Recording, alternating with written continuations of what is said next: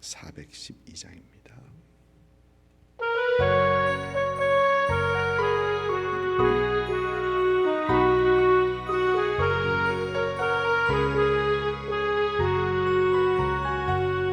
내 영혼의 극히 깊은 데서 맑은 가락이 울려나네.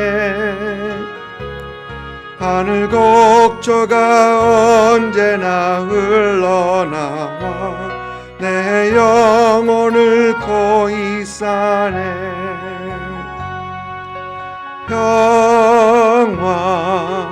평화로다 하늘 위에서 내려오네.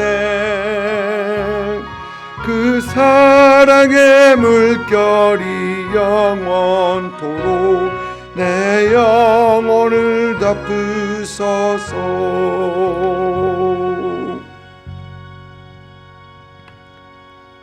아멘. 시편 85편 1절부터 13절까지입니다. 시편 85편 1절부터 13절까지 우리 한 목소리로 같이 읽습니다.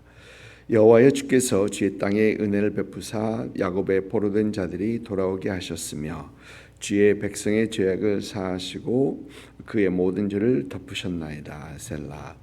주의 모든 분노를 거두시며 주의 진노를 돌이키셨나이다. 우리 구원의 하나님이여, 우리를 돌이키시고 우리에게 향하신 주의 분노를 거두소서. 주께서 우리에게 영원히 노하시며 대대에 진노하시겠나이까. 주께서 우리를 다시 살리사 주의 백성이 주를 기뻐하도록 하지 아니하겠나이까. 여호와여, 주의 인자하심을 우리에게 보이시며 주의 구원을 우리에게 주소서. 내가 하나님 여호와께서 하실 말씀을 들으리니 무릇 그의 백성 그의 성도들에게 화평을 말씀하실 것이라. 그들은 다시 어리석은 대로 돌아가지 말지로다. 진실로 그의 구원이 그를 경외하는 자에게 가까우니 영광이 우리 땅에 머무리이다. 인애와 진리가 같이 만나고 이와 화평이 서로 입맞추었으며 진리는 땅에서 솟아나고 의는 하늘에서 굽어보도다. 여호와께서 좋은 것을 주시리니 우리 땅이 그 산물을 내리로다. 의가 주의 앞에 앞서가며 주의 길을 닦으리로다. 아멘. 시편 85편을 보니까 고라 자손의 시 인도자를 따라 부른 노래로 되어 있습니다. 고라 자손은 고라는 레위 지파 사람으로서 민수기 16장을 보면은 모세를 대적하다가 그때 땅이 갈라져서 죽었던 그런 사람이죠. 그런데 그때의 모든 자손들이 다 죽지 않고 살았던 자손들이 있었던 것을 우리는 민수기에서 봤었습니다. 그 후에 고라 자손들은 이제 종교적인 일들을 담당했었고 특히 성전에서 음악을 담당하며 그 직무를 맡게 됩니다. 다윗의 시대에는 그들은 용사들로서 이름을 날린 사람들도 있었고 또 성의 문지기로서 일을 하기도 했었습니다. 유다가 멸망한 후에 그리고 귀환한 후에는 그들이 음악을 담당했다라는 그런 기록은 있지 않는데 그러나 귀환 후에 그들이 성 문지기로 일을 했던 것은 우리가 성경에서 볼 수 있습니다. 오늘 시편 85편 이 내용을 보면 시편의 배경을 조금 엿볼 수 있습니다. 1절 말씀 보니까 여호와여, 주께서 주의 땅에 은혜를 베푸사 야곱의 포로된 자들이 돌아오게 하셨다. 포로에서 돌아온 것을 얘기하고 있고요. 또 4절 말씀 보면은 우리 구원의 하나님이여, 우리를 돌이키시고 우리에게 향하신 주의 분노를 거두소서. 여기서 돌이키신다라는 얘기를 restore, 영어 성경 보니까 restore 해가지고 다시 회복시킨 걸 얘기하는 겁니다. 그러니까 유다 땅에서부터 멸망해서 바벨론으로 끌려갔던 그 포로들이 다시 이제 고국으로 귀환하는 어떤 그런 내용, 그런 이야기를 담고 있는 것입니다. 이스라엘은 이제 유다죠. 유다는 이 바벨론을 끌려갔다가 바벨론에서 바사 왕국으로 그 왕국이 바뀌고 이제 바사의 고레스의 칙령으로서 이제 귀환을 하게 되는데 1차는 스룹바벨과 2차는 에스라와 3차는 느헤미야와 이렇게 귀환을 하게 됩니다. 바사의 고레스 왕은 자신이 이스라엘을 유다 백성들을 돌려 보내야 되는 것을 예레미야 선지자의 글을 읽으면서 그는 깨닫게 됩니다. 그리고 그는 바로 칙령을 내려서 돌려 보내게 되는데 이렇게 첫째 이 스룹바벨과 함께 귀환했던 그 백성들은 아마 그 가슴이 굉장히 벅찼을 거예요. 그리고 그 귀환할 때에 그때 어떤 소망을 가지고 어떤 새로운 이 귀환 유대인들을 위한 그 새로운 시대가 열릴 것이라는 많은 기대와 소망을 가지고 귀환을 분명히 했었을 것입니다. 그러나 귀환한 그들의 현실은 그렇지가 못했었습니다. 왜냐하면 그들은 여전히 이 바사 왕국의 속국이었고 바사 왕국에 속해 있는 어떤 그런 사람들, 그런 민족이었고 또 유다 사람들이 다시 돌아왔다라는 그 소식을 들은 이웃 민족들에게 많은 위협을 당했기 때문입니다. 또 뿐만 아니라 이 외적으로는 어떤 그런 요소들이 있었고 내적으로는 그들은 이제 이방 민족들과의 어떤 결혼, 이 결혼뿐만 아니라 거기서 함께 따라오는 이방 신들, 우상들, 그러면서 우상 숭배도 하게 되었고 또 어떤 치안 문제, 이웃 민족들에게 공격을 받는 치안 문제들도 있고 그랬었습니다. 그래서 처음에 그 성을 하나님의 성전을 다시 짓지 못하고 그저 방치해 두고 있었던 어떤 그런 상황이 있었죠. 이런 상황 속에서 유다로 귀환한 백성들은 이제 흔들릴 수밖에, 혼돈스러울 수밖에 없었을 것입니다. 귀환했을 때 그들이 가지고 있었던 열의와 각오, 소망 이런 것들이 자꾸 흔들리면서 어려울 수밖에 없었던 것이죠. 이런 상황에서 시편 85편은 기록되었고 그것들을 이런 상황이 뒷배경을 이루고 있는 것입니다. 바벨론의 포로 생활에서부터 귀환하는 것에 대해서 이제 시편 85편은 먼저 하나님 앞에 감사하고 또 하나님께 그 모든 귀환한 백성들을 향한 온전한 회복과 구원을 간구하는 어떤 그런 내용, 또 하나님의 백성들에게 하나님께서는 너희를 구원할 것이다, 너희를 온전히 회복할 것이다, 회복의 축복이 있을 것이라는 확신을 심어주고 또 하나님을 더욱 의지하고 죄로 향하지 않고 계속해서 주님을 붙들어야 하는 어떤 그런 내용들을 지금 담고 있는 시가 바로 이 시편 85편의 시입니다. 오늘 말씀에서 우리가 생각해 볼 수 있는 것은 우리의 현실이 우리가 가진 기대, 소망 이런 것들에 못 미칠 때 우리는 어떠한 자세를 취해야 되는가라는 것입니다.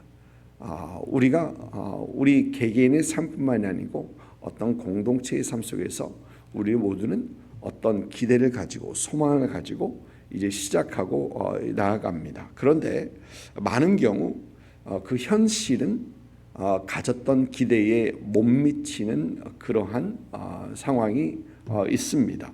그럴 때 우리는 어떻게 해야 하는가? 첫 번째가 우리는 그 무엇보다도 하나님의 은혜를 기억해야 한다. 기억해야 한다는 것입니다. 지금까지 인도하신 하나님의 은혜, 변함없이 우리를 사랑하시고 우리와 함께 하시고 우리를 인도하시는 그 하나님의 은혜를 우리는 기억해야 한다라는 것입니다. 가끔 우리는 상황을 바라보면서 현재 상황을 바라보면서 좌절감이나 실망 아니면 어떤 죄책감 이런 것으로 절망하기도 하고 이제 마음이 상하기도 합니다. 그러나 그때마다 우리가 꼭 기억해야 하는 것은 하나님은 여전히 변하지 않는다는 겁니다. 하나님은 여전히 사랑하시는 하나님, 우리를 사랑하시는 하나님이시고 하나님이 여전히 우리와 함께 하시는 분이고 우리를 인도하시는 분이심을 우리는 기억해야 한다는 것입니다. 이런 하나님의 은혜를 우리가 기억할 때 우리는 그 기대에 못 미치는 그 현실 그것들을 바라보면서 여전히 낙담하지 않고 좌절하지 않고 여전히 하나님을 붙들고 나아갈 수 있는 한 걸음 한 걸음 나아갈 수 있는 그런 우리가 될 수 있다는 것입니다. 우리가 앞으로 한 발짝 한 발짝 더 내디딜 수 있는 것은 여전히 변하지 않는 그 하나님의 은혜, 우리를 향한 하나님의 사랑이기 때문에 우리는 그 다음 발자국을 뗄 수 있다라는 것이죠. 그래서 힘들고 어려울 때 우리는 하나님의 은혜를 기억해야 합니다. 둘째는 오늘 말씀에서 볼 수 있는 것은 우리는 하나님의 성품을 기억해야 한다는 것입니다. 오늘 말씀을 보니까 하나님의 성품에 대한 말들이 여러 말들이 나옵니다. 하나님은 분노를 거두시는 하나님이다. 분노를 거두소서라는 얘기를 벌써 한 3절, 4절, 5절 쭉 얘기를 합니다. 하나님은 분노를 거두신 하나님이다. 또 보이는 말씀이 하나님은 인자하신 분이다. 7절 말씀 보니까 여호와의 주의 인자하심을 우리에게 보이시며 인자하신 하나님이다. 또 하나님의 인애와 진리에 대해서 말을 하고 10절 보니까 인애와 진리를 얘기하고 있고 의와 화평을 얘기하고 있습니다. 우리 상황이 우리의 기대에 못 미치는 것처럼 보이지만 여전히 하나님은 분노를 거두시는 분이시고 여전히 하나님이 인자하신 분이시고 여전히 하나님은 인애하시고 진실하신 분이시고 의로우시고 화평의 하나님이시다라는 것을 우리는 분명히 봐야 된다라는 것이죠. 그것에 대한 그 예가 대표적인 예가 예수 그리스도의 십자가입니다. 여러분 예수님의 십자가를 봤던 그 사람들은 무엇을 봤을까? 골고다에 달리신 예수님의 십자가를 봤었을 때 사람들은 무엇을 봤을까? 그 사람들은 아마 처절함, 절망, 고통 아마 그런 걸 봤을 것입니다. 십자가는 처절한 것이죠. Passion of Christ라는 그 영화를 보면 그 전에는 십자가에 달린 예수님이 깨끗한 모습으로 달린 어떤 그런 모습을 그 영화나 어떤 그림들은 이렇게 표현했었는데 Passion of Christ에서 그 예수님의 십자가 처형은 이랬을 것이다라고 했는데 그 모습은 사실 굉장히 처절한 그런 모습이었었죠. 찢기고 피투성이고 어떤 그런 모습이었었습니다. 아마 그들은 그것을 봤을 것입니다. 또 그들은 십자가에 달린 예수님을 봤었을 때 30대 청년이 어떤 굉장히 각광을 받던 굉장히 사람들의 사랑을 받던 그런 청년이 갑자기 하루 저녁에 그렇게 십자가에 달리게 된다. 생각하지 못했던 어떤 그런 상황이었을 것입니다. 또 거기에 대한 고통은 이루 말할 수 없고요. 그런데 사실 그것만 보면 되는 것이 아니고 예수 그리스도의 십자가는 인애와 진리가 만나는 곳, 하나님의 의와 화평이 입맞추는 곳이다. 오늘 말씀 10절 말씀을 보니까 인애와 진리가 같이 만나고 의와 화평이 서로 입맞추었으며 진리는 땅에서 솟아나고 의는 하늘에서 굽어봤다라는 어떤 참 굉장히 시적인 어떤 그런 내용을 얘기를 하고 시적으로 근데 표현을 합니다. 하나님의 의와 사랑이 만나는 곳이고 하나님의 의와 평강이 입맞추는 곳이다라는 겁니다. 그래서 우리가 예수 그리스도 십자가를 바라볼 때는 처절함, 고통, 저주, 절망 이런 것보다는 우리를 향한 하나님의 사랑, 우리를 향한 하나님의 죄 사함의 공의를 볼 수 있어야 한다라는 것이죠. 하나님께서 우리를 사랑하셔서 우리 죄를 그저 사하지 못하고 누군가 감당하게 하시는 그 하나님의 공의, 그것을 볼 수 있다라는 겁니다. 하나님의 성품을 기억할 때 우리는 그 어떤 상황 속에서도 좌절하지 않고 다시 하나님을 붙들 수 있게 된다라는 것입니다. 우리가 하나님의 은혜를 기억한 뿐만이 아니고 우리가 하나님의 성품을 기억하면서 그 어떤 상황 속에서도 여전히 소망하며 여전히 기대하며 여전히 하나님 붙들고 나가는 그런 우리가 될 수 있는 것이다라는 것이죠. 또 세 번째는 우리가 우리의 현재 상황이 기대에 못 미칠 때는 다시 어리석은 대로 돌아가지 않는, 다시 되돌아가지 않겠다라는 그런 결단을 하는 겁니다. 오늘 말씀 8절 마지막 부분을 보니까 그들은 다시 어리석은 대로 돌아가지 말지로다라고 합니다.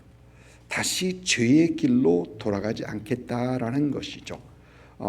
시인은 이 귀환한 백성들이 그들이 힘들고 어려운 상황 속에서 여전히 다른 민족들과 결혼하고 또 그들의 우상 숭배에 빠진 것들을 보면서 그렇게 하지 않아야 된다라는 것을 지금 얘기하고 있는 것입니다.